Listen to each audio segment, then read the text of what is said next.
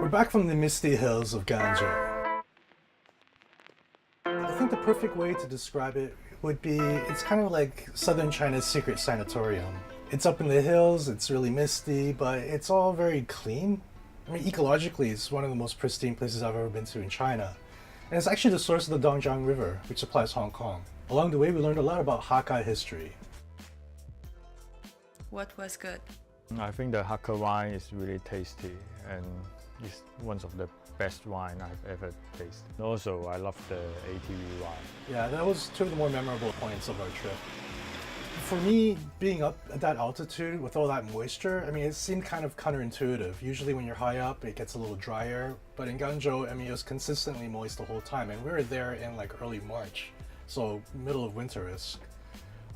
Can't imagine what it's like in the summertime, but in the wintertime, all those hikes, it just felt really good. And there's a real wellness aspect to all of Ganzhou.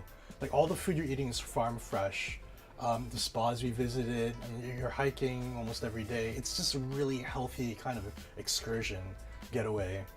And I mean, within like the first 2 days, I was kind of coughing up this lung butter, I guess you get from living in the big city. But by day 3, 4, 5 and onward, you know, I kind of felt renewed internally.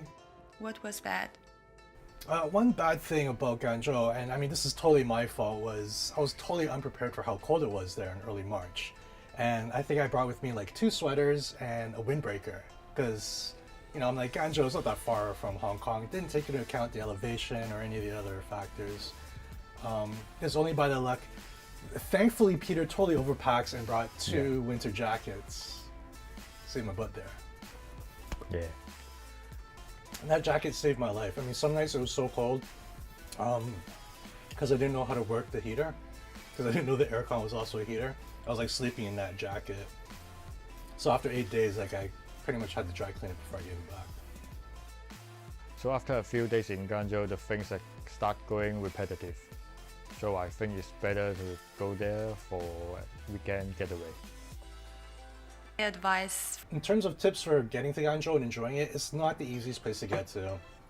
It's not a first-tier city, so you're gonna have to connect through an airport.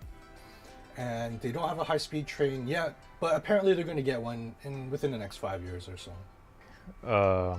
Get prepared to be getting really wet when you go in Spain. Although it's fun if you like to play in the mud. So stay tuned to next week where we begin our series in Zhuhai, Macau. And if you haven't already, go back and watch the first 5 episodes.